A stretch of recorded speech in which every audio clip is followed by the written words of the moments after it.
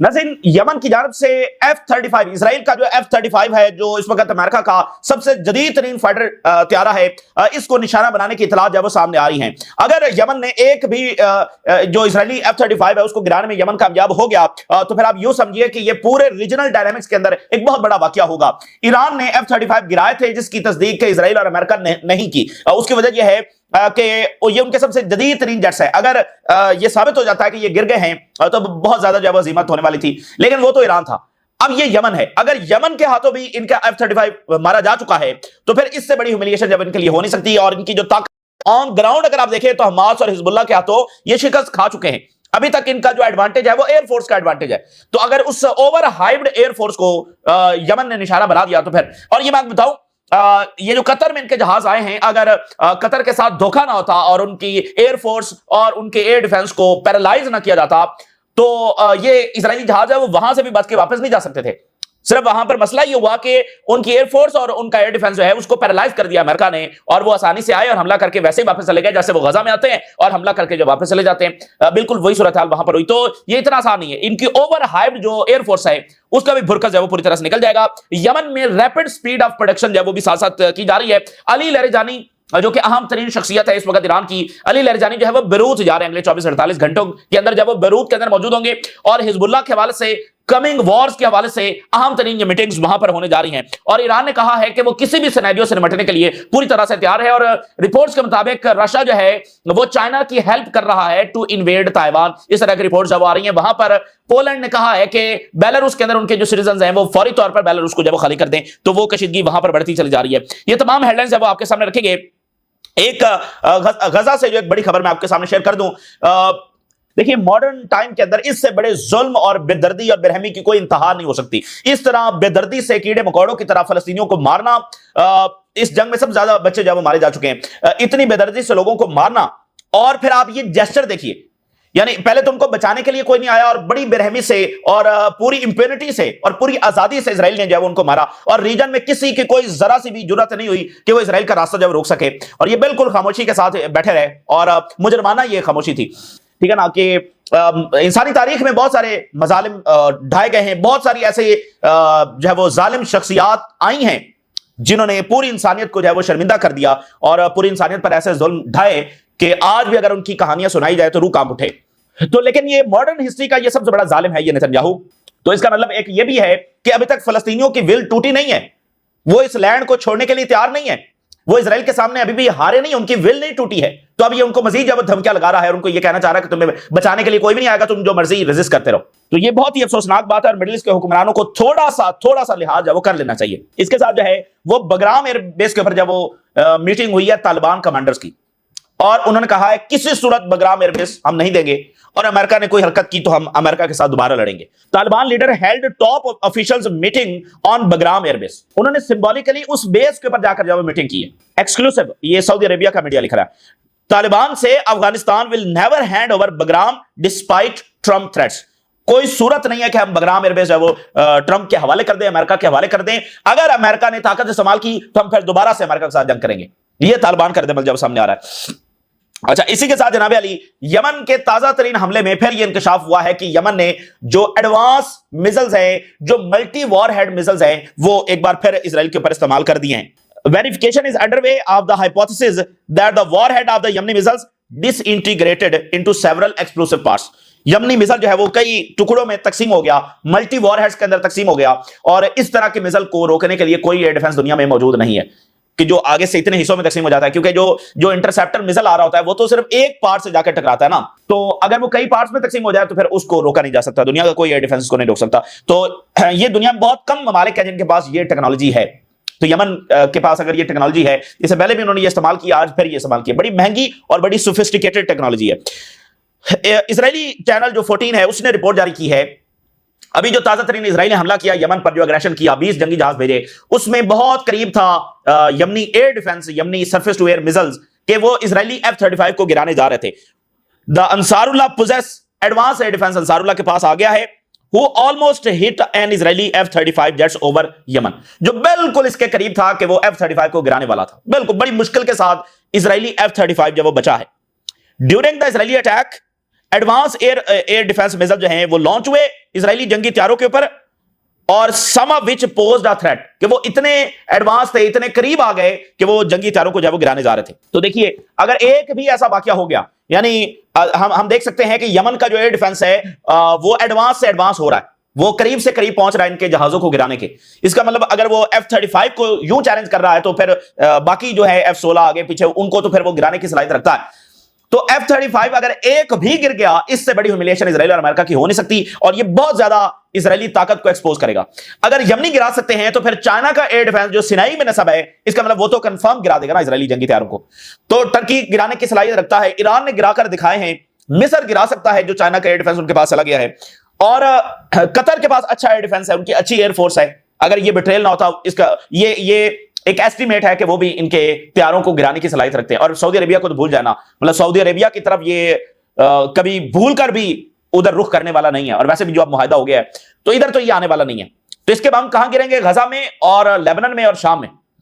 तो देखिए, अगर यमन ने गिरा दिया, तो फिर बाकियों को और ज्यादा जो है ना, उन पर प्रेशर आएगा कि ये इजरायली ताकत है जिससे तुम डर कर जब बैठे हो, इससे तुम खौफ के अंदर जब बैठे हो, तो उन पर और प्रेशर आएगा कि वो अटैक करें इजराइल के ऊपर। तो इसके साथ जो है वो इजरायली मिलिट्री इंटेलिजेंस ने बताया है कि इतनी तेजी के साथ यमन अपनी कैपेबिलिटीज और प्रोडक्शन को बढ़ा रहा है कि आने वाले टाइम के अंदर यमन हमारे लिए एक एग्जिस्टेंशियल थ्रेट बन जाएगा। यानी एग्जिस्टेंशियल थ्रेट से मुराद यह है कि वो एक इतनी बड़ी पावर बन जाएगा कि वो हमारी सारी मिलिट्री कैपेबिलिटीज को चैलेंज कर सकता है। वो जब चाहे हमारे एयर डिफेंस को पेनिट्रेट कर सकता है। जैसे ईरान है, ईरान को वो अपने लिए एक एग्जिस्टेंशियल थ्रेट कहते हैं कि ये हमारे वजूद को ही खत्म कर सकता है। तो यमन वो ताकत हासिल कर सकता है आने वाले टाइम में कि वो एग्जिस्टेंशियल थ्रेट बन जाए इजराइल के लिए।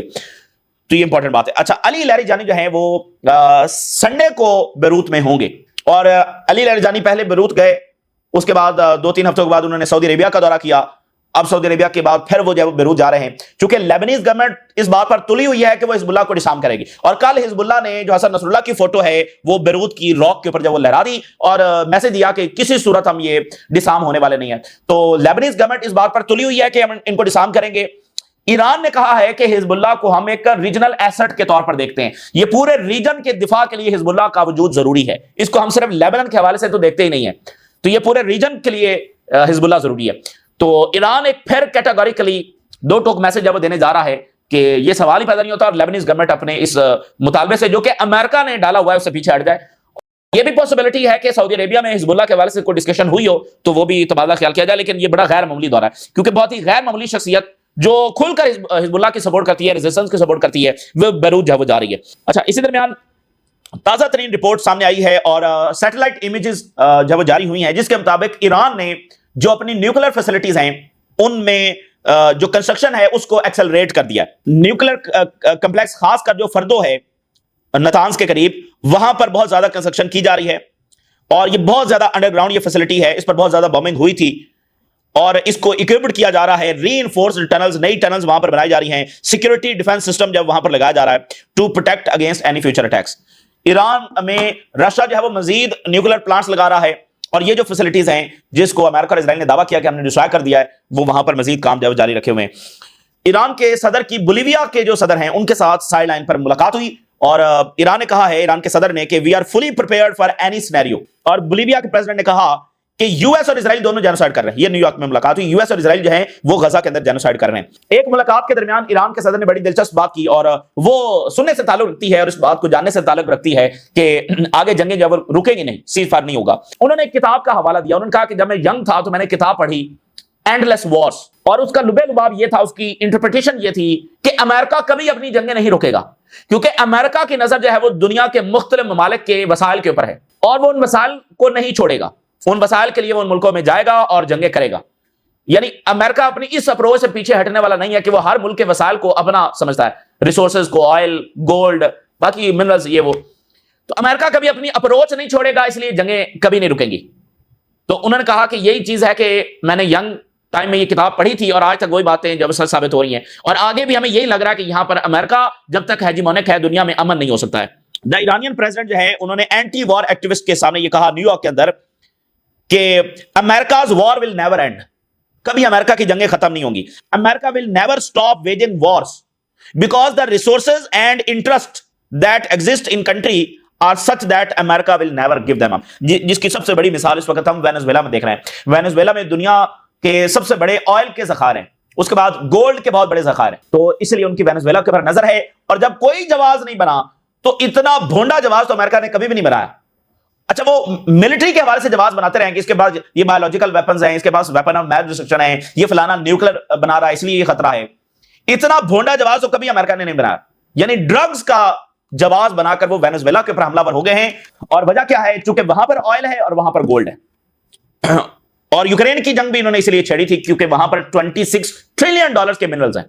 जो रशिया के फॉरेन मिनिस्टर हैं वो भी न्यूयॉर्क पहुंचे और उनकी मुलाकात यूएन चीफ के साथ हुई, जिसमें यूक्रेन और गजा जो है डिस्कस हुआ। और हैरिट्स की 2 हेडलाइन देखिए, the truth about recognising Palestine, what Israeli leaders should tell Israelis if they had the guts. Haaretz ये लिख रहा है कि अगर इजरायली लीडर्स में गट्स होते तो वो सेटलर्स को बताते कि ये कितनी बड़ी डिफीट जो है वो इजराइल को हुई है, कितना बड़ा डिजास्टर है जो इजराइल के ऊपर हुआ है, और इजराइल कैसे एक डिफीट और डिस्ट्रक्शन की तरफ बढ़ रहा है और दुनिया उसके खिलाफ हो रही है। लेकिन वो ये असलियत सेटलर्स को बताने के लिए तैयार नहीं है। और नेतन्याहू जो वो बार बार कह रहा है कि हम ये करेंगे वो करेंगे, लेकिन असलियत वो बताने से कासिर है। The international recognition Israel should really fear, खौफजदा होना चाहिए इजराइल को कि दुनिया कैसे अपनी सपोर्ट इजराइल के लिए खत्म कर रही है, क्योंकि इजराइलियों की एक तारीख है फॉर मैनी सेंचुरीज क्या होता रहा है, तो इसीलिए ये बात इनको सूट नहीं करती थी। ये मैं आपको बताऊं, ये वर्ल्ड वॉर 2 के बाद जितने भी कानून बने हैं ना, जेनोसाइड के कानून हैं, मजलूम को महकूम को बचाने के कानून हैं, ह्यूमन राइट्स की बातें हैं, इसके लिए ये टॉप प्रायोरिटी इनके लिए थे। इनको मद्देनजर रखते हुए ये कानून जेनोसाइड बनाया गया इधर उधर, क्योंकि वर्ल्ड वॉर 2 में यही तो क्लेम करते हैं कि इनके साथ जेनोसाइड हुआ। तो ये चूंकि माइनॉरिटी में है, बाकी सबको देखें, तमाम मज़ाहब को देखें तो वो मेजॉरिटी में है, 2 बिलियन तो मुस्लिम्स हैं, तो ये तो माइनॉरिटी में है। तो ये सारे जो आलमी सतह पर जो इत्तेफाक किया गया, असल में वो ये इनके फायदे के लिए था। इनको मद्देनजर रखते हुए वो इत्तेफाक किया गया कि इनके साथ दोबारा कुछ ऐसा ना हो। और उल्टा इन्होंने उस प्रेसिडेंट को जो है वो उस प्रेसिडेंट को दोबारा से आकर सेट कर दिया कि ताकतवर जो है वो मजलूम और महकूम के साथ कुछ भी कर सकता है। तो ना ये हमेशा से ताकतवर थे, ना ये हमेशा ताकतवर रहने वाले हैं। और ये तो जिस हालत में कई सदियों तक रहे हैं वो सबको पता है। तो इनको तो भाईचारे का पैगाम देना चाहिए था, इनको तो कोएग्जिस्टेंस की तरफ जाना चाहिए था। ये जिस रास्ते के ऊपर निकले हैं ये बहुत ही तबाही का रास्ता है इनके लिए। तो इसके अलावा इनका जो 8200 यूनिट है वो नेतन्याहू का लेटर अरेबिक में ट्रांसलेट करके गजा के लोगों को भेजने जा रहा है। और उसमें क्या लिखा हुआ है? To convince them to engage in voluntary migration. यहां से निकल जाओ, उस लेटर में लिखा हुआ। और साथ जब वो स्पीच सुनाई जा रही है, साउथ कोरिया के प्रेसिडेंट ने कहा है कि नॉर्थ कोरिया बहुत करीब है एक इंटरकॉन्टिनेंटल बैलिस्टिक मिसाइल बनाने के जो अमेरिका तक पहुंच सकता है। North Korea is in the final stage of developing N intercontinental ballistic missile capable of targeting the United states. अब ये पूरा माहौल वहां नॉर्थ कोरिया के खिलाफ जंग का बन रहा है। यानी वो यही कह रहे हैं कि भाई अगर वो अमेरिका को हिट करने की जब तैयारी कर रहे हैं और ऐसे वेपन्स जब बना रहे हैं तो इसका मतलब क्या है? फिर आप देखिए वॉशिंगटन पोस्ट ये लिख रहा है कि Russia is helping prepare China to attack Taiwan, document suggest. अब ये नया कट्टा खुल गया है। वो कह रहे हैं कि रशिया बाकायदा हेल्प कर रहा है, बाकायदा चाइना को तैयार कर रहा है कि ताइवान को कैसे इन्वेड करना है। क्योंकि रशिया के पास रियल वॉर्स का एक्सपीरियंस है, चाइनीज आर्मी के पास तो रियल वॉर्स का एक्सपीरियंस नहीं है। तो रशिया जब उनको हेल्प कर रहा है, ये वॉशिंगटन पोस्ट ने जनाब आज लिखा हुआ है। तो आप देखें कि तमाम फ्रंट्स के ऊपर क्या एस्केलेशन हमें देखने को मिल रही है। फ्रांस की जो एविएशन कंपनी है उसके सीईओ ने कहा है कि ताइवान जो है वो राफेल लेना चाह रहा है to replace the Mirage 2000 aircraft. Rafale, modern Rafale जब लेने की ताइवान ख्वाहिश कर रहा है, तो क्या फ्रांस देगा ताइवान को? ये सारी एस्केलेशन है। अगर देगा तो चाइना इसको अफोर्ड नहीं करेगा। जो ताइवान को मजीद असलिया जाएगा, ये समझ लें कि हम ताइवान जंग के मजीद करीब हो रहे हैं, क्योंकि चाइना बैठकर ये इंतजार नहीं करता रहेगा कि ताइवान ताकतवर होता चला जाए। तो अगर ये स्टेटस को कायम रहे तो शायद 20 साल तक चाइना हमला ना करे। अगर स्टेटस को तेजी के साथ तोड़ा गया और तेजी के साथ वेपन्स ट्रांसपोर्ट किए गए ताइवान को, तो फिर ये हमला किसी भी वक्त हो सकता है। और Poland tells its citizens to immediately leave Belarus, फौरी तौर पर बेलारूस से निकल जाएं। और बेलारूस ने कहा है, पुतिन को बताया कि हम वहां पर एक नया न्यूक्लियर प्लांट लगाना चाह रहे हैं। और नेटो और EU declared war on Russia through Ukraine, directly participated in it, Lavrov says कि ये जंग है वो यूक्रेन की जंग नहीं है, ये यूरोपीय यूनियन और नेटो की जंग है जो इन्होंने हमारे ऊपर डिक्लेयर की और बरह रास्त भी उसके अंदर जब हिस्सा लिया। यूक्रेन की क्या हैसियत थी? तो वहां पर तो अच्छी भली चलती हुकूमत थी जिसको गिराया गया और अपना बंदा वहां पर लाया गया, एंड देन फिर जो कुछ हुआ वो हमारे सामने है। सो ये इस वक्त की काफी कशीदा सूरत हाल है। और जो कुछ गजा में ये जो जैसर इसने दिया है, लाउड स्पीकर्स वहां पर डिप्लॉय करके, ये पूरे मुस्लिम दुनिया के और पूरे अरब दुनिया के हुक्मरानों के लिए एक बहुत बड़ा सवालिया निशान है, और ये इनके जवाल और इनकी पसपाई और इनके खौफ और इनकी बुजदली का एक बहुत बड़ा क्वेश्चन मार्क और अलामत है। और जाहिर है कि ये चीजें फिर इसी तरह से जिंदा रहेंगी और इनको इसी तरह से जब याद रखा जाएगा कि वहां पर क्या हो रहा था और ये क्या कर रहे थे। तो ये इस वक्त की ताजा तरीन सूरत हाल जो आपके साथ शेयर किया, आपने राज करें। इजाजत दीजिए, अल्लाह हाफिज।